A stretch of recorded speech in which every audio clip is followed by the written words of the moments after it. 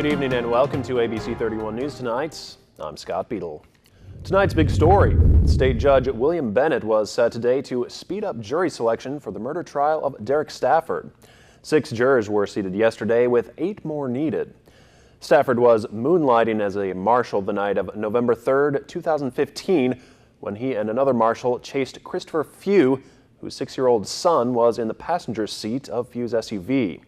State police say the two opened fire, killing the little boy and wounding his dad. Stafford's attorneys were trying to get a delay in the trial and asked for an emergency hearing by the appeals court after Bennett turned down the request. If convicted on the murder charge, Stafford could spend the rest of his life in prison. The Rapides Parish School meeting beginning at 5 p.m. will address the possible merging of Bolton High School and Alexandria Middle Magnet School. School board member Sandra Franklin represents Bolton High School and was not available for comment on camera, but we did speak with her on phone. On the potential merging, Franklin says, quote, "Right now I'm not in support of that. I'm on record saying that, and I'm saying it again." Parents, alumni, faculty, and staff of Bolton High School have teamed together to pack the school board meeting wearing Bolton High School colors to oppose merging the schools. We should be in for another day of clear skies. Chief Meteorologist Chris Summers is here with your weather now. Hey Scott, yeah, definitely seeing a lot of sunshine out there today, but cold temperatures across the area, upper 50s to low 60s in most areas here late this afternoon. The cool weather hangs around at least a couple more days, but by the time we get to the weekend, we do see some warmer weather back in our forecast, at least back into the 70s. But along with those warmer temperatures do come some chances of rain too. Could see some shower and thunderstorm activity on Friday or Saturday. But here's those highs once again: 60 degrees in Natchitoches, 62 degrees down in Lake Charles and Baton Rouge, 57 in Monroe, 58 the high in Shreveport. We saw a high today of 61 here in Alexandria. So cool conditions will continue as you head into your Wednesday. Again, some sunshine out there too. As you get to the afternoon hours, we'll see more sunshine continuing as we get into our Wednesday and Thursday. Still staying mostly cloudy, but a little bit warmer. As we head to our Thursday, should at least get in the upper 60s or so, and then mostly sunny, and again, warmer temperatures will continue. As we head into the weekend, we'll see temperatures getting back at least above average by the time we get to Saturday and Sunday, and with that, then some chance of rain increase too as we get to the end part of our work week. And we'll talk more about that with your 7-day forecast coming up in just a few more minutes. Thanks, Chris. LSU earns a commitment from Jena High School wide receiver Jeray Jenkins, who made it official last night. Jenkins is a junior and is listed as Louisiana's number 16 overall player. LSU says they're getting a quick and explosive receiver with good stop-and-go ability, and he is the first offensive player set for the 2018 class.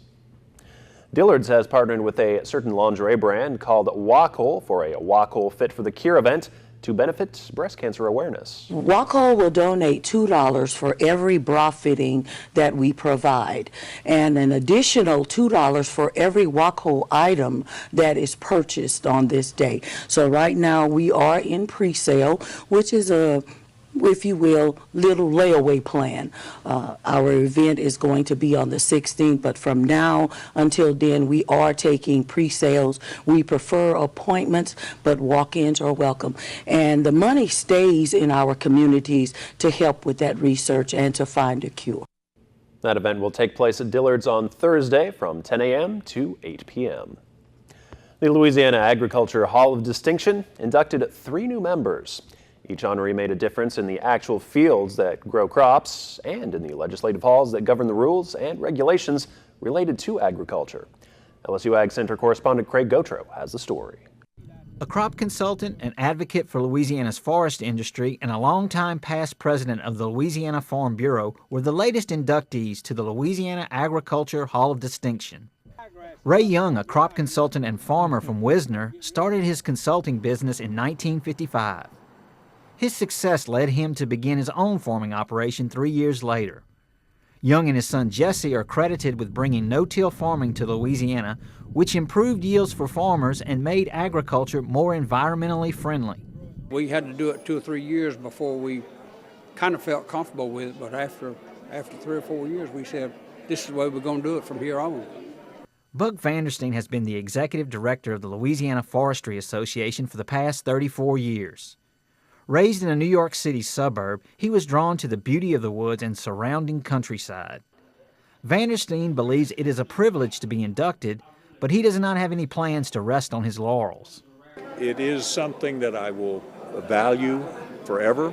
It is something that just motivates me more and more to serve the people of Louisiana to the best of my ability.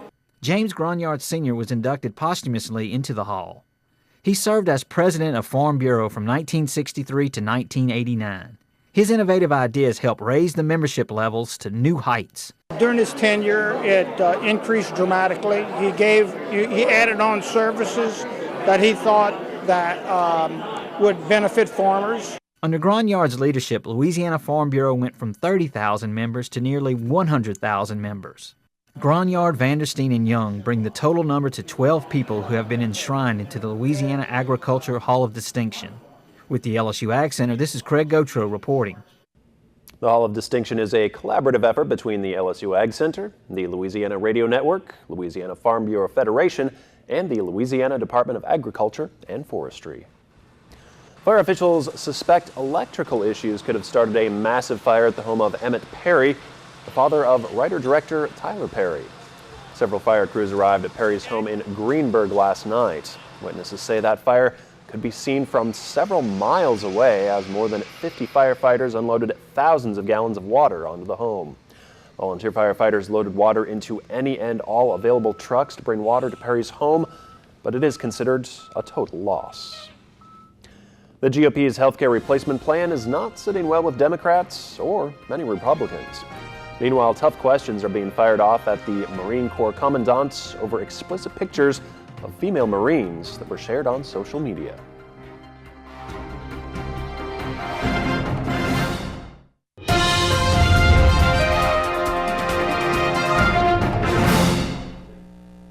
Healthcare replacement plan's CBO score is out and still not sitting well with some Republicans and most Democrats. Meanwhile, the White House continues to push back on the bill's assessment while producing no evidence on the president's claim that former President Obama wiretapped his phones.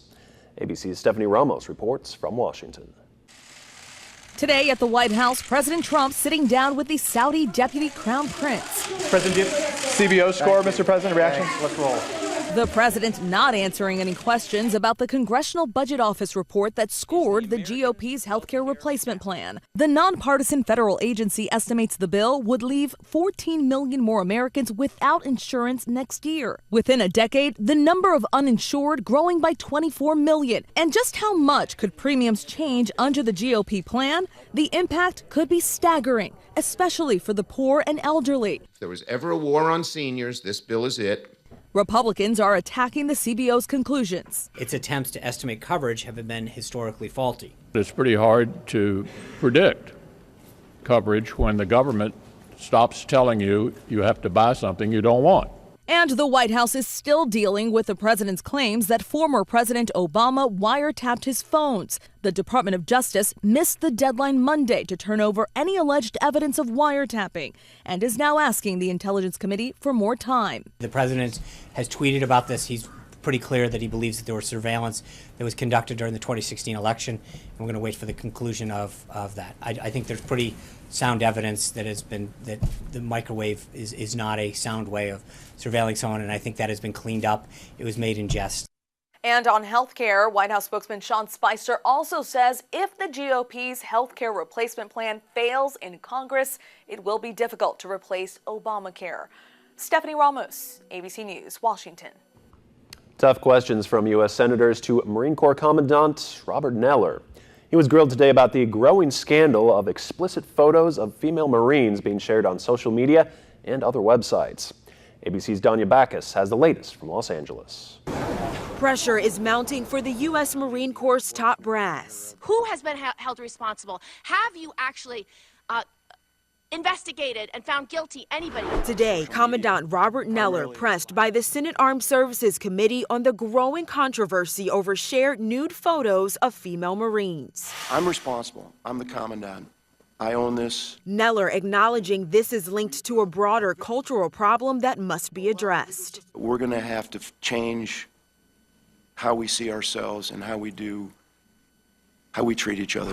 The Pentagon is investigating allegations of Marines sharing as many as thousands of nude and other photos of current and former female service members through a private Facebook group called Marines United that reportedly had tens of thousands of followers. It is a serious problem when we have members of our military denigrating female Marines who will give their life to this country in the way they have, with no response from leadership. Yeah, I may be wrong. Pray to God I'm not. But I don't believe this is indicative of the great majority of the Marines that wear this uniform. The Marines say so far no one has been charged. Other military branches are also looking into reports that photos of female service members were posted on additional websites. Danya Backus, ABC News, Los Angeles. The massive nor'easter barreling down on the East Coast seems to be going easy on the major cities, but it's still causing a mess and some major travel headaches. ABC's Maggie Rulli is in New York City with more.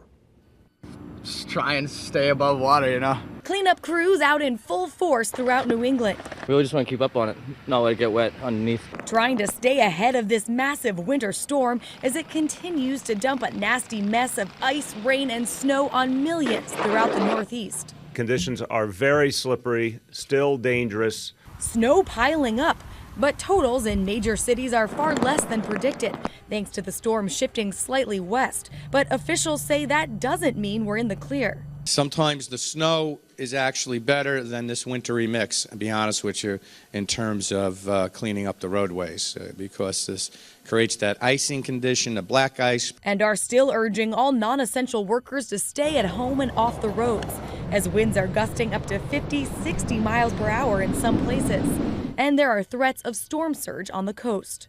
Airports remain empty as thousands of flights have been canceled in major hubs along the East Coast. But for some, this storm is a chance for a family first. It's our first day today. Our local station in New York caught up with this family from Australia, landing in the city just in time for the snow to hit. Is this your first snow? Yes. What do you think? Awesome. Then let's remember, it might not feel like it for millions of us here on the East Coast, but we are only 6 days away from spring, on the calendar at least. Maggie Rulli, ABC News, New York. One newlywed couple from the UK were among the passengers stranded at New Jersey's Newark International Airport. Matthew and Laura Balderstone of West Yorkshire, England, took the delay in stride as they attempted to make their way to Orlando. Well, we're here on honeymoon, and we flew to New York. We got here fine, but now we're stuck here on our way to Orlando. We can't get a flight out till tomorrow now, so we're hoping to get a hotel room, but at the moment there aren't any. And while lawmakers were hard at work inside the Capitol building, the grounds outside were full of residents sledding. Congress passed a new law making sledding legal, ending a ban, but residents had had little opportunity to take advantage this winter before this storm. And now, looks like they're having a lot of fun out there. Well, you must have fun with it. I mean, if you're going to be out of school, I'm sure they don't have any school you've out got to there. make the most of a snow day make the when you most get of it, them. and why not sled on the Capitol? I think it's the best place to do it. Good spot, yeah. That's right. Well, we have had some cold weather around our area today. Temperatures only into the 60s here late this afternoon. That's still about 10 degrees below where we should be for this time of year. Now, the cooler weather hangs around at least one more day, but there is warmer weather ahead, and by the weekend, could be talking about temperatures back in the 70s, maybe even close to 80 by early next week. And we'll talk more about that when we come back.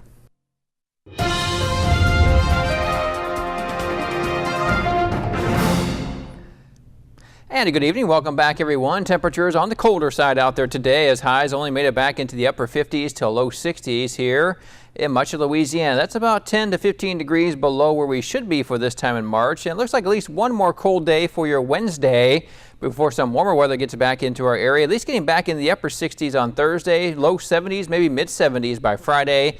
And then some rain chances move in by the weekend. But temperatures should get back at least to the mid 70s, if not close to 80.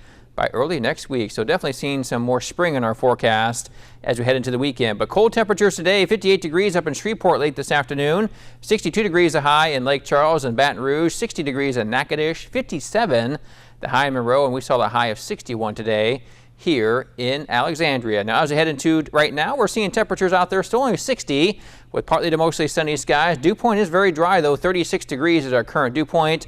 West-northwest winds at about 5 miles per hour as our pressure is holding pretty steady. Now for your Wednesday, we'll see partly to mostly cloudy skies to start the day. Our low temperatures drop back into the upper 30s to low 40s, but by afternoon, looking like highs only get back into the upper 50s, maybe close to 60 once again. Should see a lot of sunshine, but those winds may pick up a little bit. Northeast winds about 5 to 10 miles per hour throughout the day. So cool with some clouds and some sun out there as we head into your Wednesday. But by Thursday, we do start to get a little bit warmer. Again, mid to upper 60s expected by the time we get to Thursday afternoon. And by Friday and into the weekend, we do get a little bit warmer with clouds increasing, but chances of rain increase too as we head into the weekend. So not much going on around our area. Again, just some chilly weather in the forecast here in Louisiana. See high pressure up to our north, bringing those cooler temperatures in. But there is some warmer weather to our west. Through parts of Texas, should see that warmer weather get in here by the time we get to the weekend, but that comes along with some chance of showers and thunderstorms as well. 40 for tonight, partly to mostly cloudy skies, still a little chilly.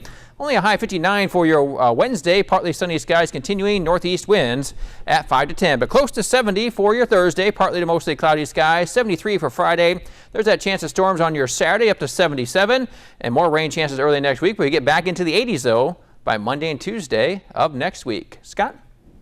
Thanks, Chris. Baby blues got you down. Now there's hope for women who suffer from the most common complication of childbearing, postpartum depression. And it might be just as simple as taking your vitamins. With more, here's Dr. Timothy Johnson. Sadness, emptiness, feelings of worthlessness or loss. These are just some of the feelings experienced by the millions of women who suffer from the most common complication of pregnancy, postpartum depression. But now, a simple vitamin supplement may help combat postpartum blues, the precursor to the more serious postpartum depression. Researchers from Toronto's Center for Addiction and Mental Health found that the combination of tryptophan, tyrosine, and blueberry juice can fight off the feelings of depression that normally peak 5 days after delivery. When exposed to images designed to induce feelings of depression, the women who took the supplements on day 3 through 5 after giving birth were significantly less vulnerable to sadness when compared to those who did not. While the study was small, the results are promising. It could be an answer to halting postpartum depression in its tracks, and that's a reason to smile. With this Medical Minute, I'm Dr. Timothy Johnson. Coming up in sports, hear from a former NSU softball coach as he reflects on his days in Natchitoches, and hear what it's like to be one of the cities hosting March Madness games. That's next.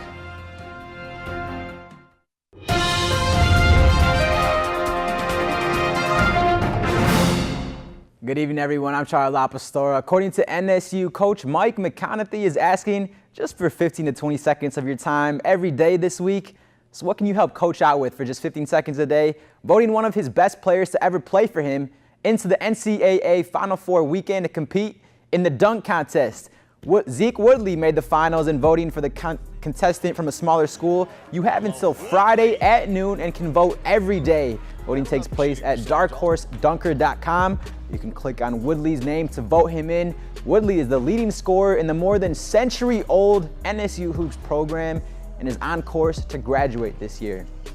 Well, congrats to former NSU outfielder Nick Heath, who ran for 36 steals during his first pro baseball season with the Idaho Falls Chuckers. That total led the Pioneer League. It also led him to being named the Kansas City Royals Willie Wilson Base Runner of the Year for the 2016 season. Heath was a 16th round pick for the organization. He got all those steals in just 62 games as a rookie. Let's just say he's used to stealing bases. He set the NSU record with 35 in his final season. Heath is currently in his first spring training with the Royals in Surprise, Arizona. Well, after a 9-game winning streak, the NSU women's tennis team was caught just short of double digits after a rain delay and lost to McNeese State when competition resumed. The Cowgirls made a comeback and won 5-2. It's the first time they've won in Natchitoches since 2002.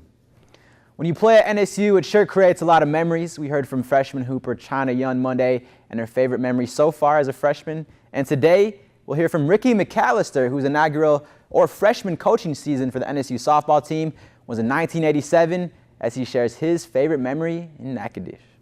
I guess one of the most favorite moments or the fun things about an accomplishment that we did. Went to the Frost Cutlery. Matter of fact, that's where the softball team is this weekend, and played like 12th ranked South Carolina, who had like 2 All-Americans, and Jimmy LaHaye, who is now the principal, Jimmy Corleone, who's the principal at Belle Chase, who has a student on the team now, pitched 6 2/3 inning and beat them. And the comment afterwards was that the South Carolina coach said, well, she's not a Division I pitcher. But I said, well, she may not be in your eyes, but we just beat you 12-1. So that was a great game there. That was one of my famous ones there that I enjoyed, to beat a ranked team that you're not supposed to be beating. On deck for tonight's slate of March Madness is the first 4 play-in games, including Kansas State and Wake Forest. What's going on right now? Mount St. Mary's in New Orleans, of course, the team that won the Southland Conference that NSU is in, and where former NSU assistant Mark Schlesinger is coaching. This all is a prequel to the Big Dance. Indianapolis will be one of the cities hosting games. It will be the Midwest region's first and second rounds that will be played there, featuring teams like Kentucky and Michigan. Tickets are being sold for upwards of $500 right now. It's been a roller coaster ride, I'm sure for them especially, with the whole plane crash. So quite a bit of adversity for them to face, and maybe that was a unifying experience for them. So we're thrilled that they've come together as a team, and they're showing some great chemistry on the court. Really sought after markets for us, top leisure feeder markets for us who are accustomed to coming, and add in the hype and the activity of the tournament. Record-setting weekend crowds is what we're anticipating and preparing for. You can see those tickets going for $90. $90, Club it's level. a little better than $500. Yeah. 90 to a 500, the big range there. Yeah, that's it. Thanks, Charlie. No problem. Well, it's not always safe to swim with sharks, but one family jumps in for a once-in-a-lifetime experience.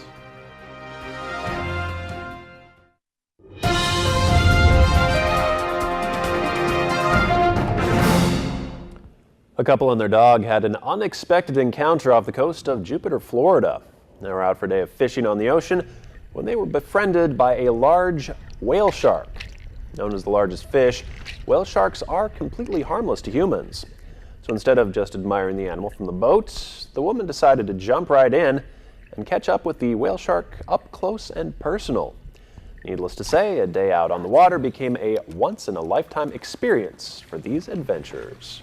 But shark is still in the title of the name, right? It's in the title of the but name. I understand but it is harmless yeah, to them, but still, I'm not sure I'd jump in with a shark of any kind. But that's maybe just me. It's probably a good idea. Yeah. They're okay. Okay. Well, thanks for watching. Have a great night.